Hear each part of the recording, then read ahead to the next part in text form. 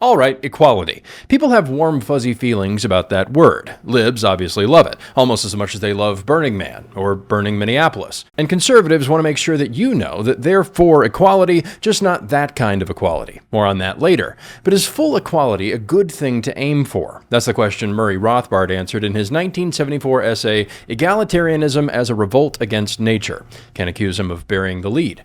In it, he shows that egalitarianism, the belief that everyone should be equal, isn't just impractical, it's evil. If the quest for equality were a haircut, it would look less like this and more like this.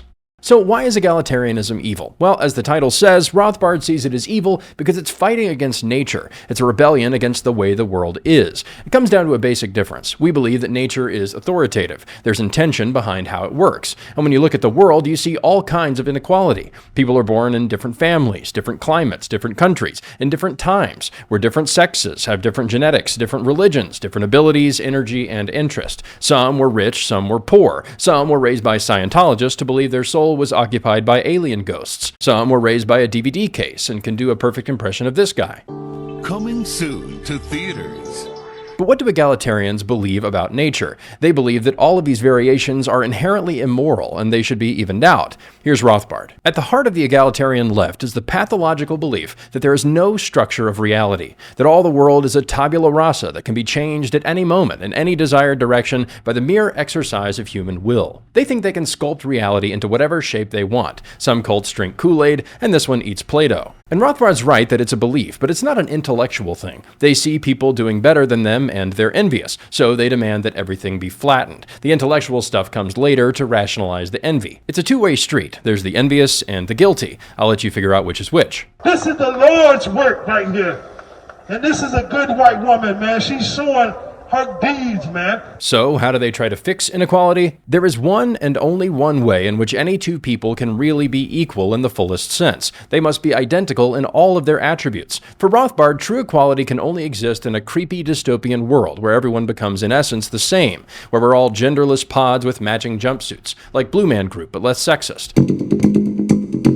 And if we're all the same, we'll have some riveting conversations. Hey Pat, what are you thinking today? Oh, the exact same thing as me? Nice. One obvious example is how feminism flattens out the sexes. For the equality bros, there are no, can be no, must be no biological differences between the sexes. All historical or current differences must be due to cultural brainwashing. Women are shorter because of societal expectations. The Vikings were brainwashed into toxic masculinity by Hollywood gender tropes. But reality always wins. Rothbard gives the example of the Jewish kibbutzim, an attempt at building communities without gender roles. But in these communities, men and women eventually drifted back towards the jobs that fit their talents. Women still wanted to hold babies, and men still wanted to manspread and build stuff. So why does this matter? Because, Rothbard argues, respecting the differences between people is core to human dignity itself. Different people bring different things to the table. People aren't interchangeable, and that's a good thing. We're not as easy to replace as Darren on Bewitched. Rothbard describes fictional stories about equal societies, and they're as creepy as you might imagine. For example,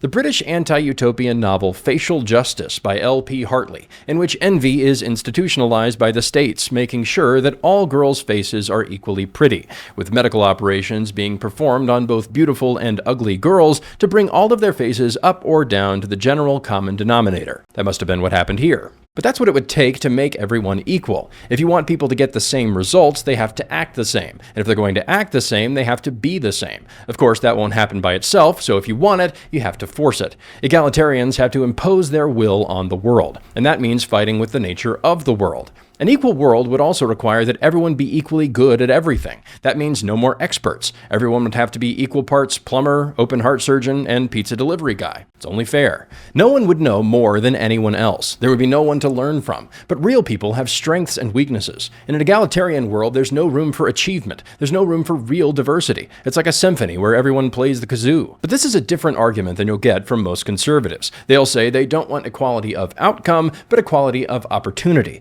But that doesn't work either. How is it equal opportunity if we're all born in different families, in different climates, in different countries, in different times, different sexes, different genetics, different abilities, energy, and interest? So you have to get rid of families because the good parents might set their kids up for, gasp, success. Steven Spielberg was raised by an engineer dad who bought him a camera. Can't have that. It all comes down to one key question. Where does conflict come from? Egalitarians say it comes from differences. The book of James says it comes from envy. These answers contradict each other. Like I said, this isn't an intellectual misunderstanding. It's emotional. These people think that equality will solve all of their emotional problems. If everyone's equal, I won't feel any more envy. If everyone's equal, I won't have to feel guilty about all of my advantages. To quote Edwin Friedman talking about empathy, equality becomes a power tool in the hands of the weak to sabotage the strong.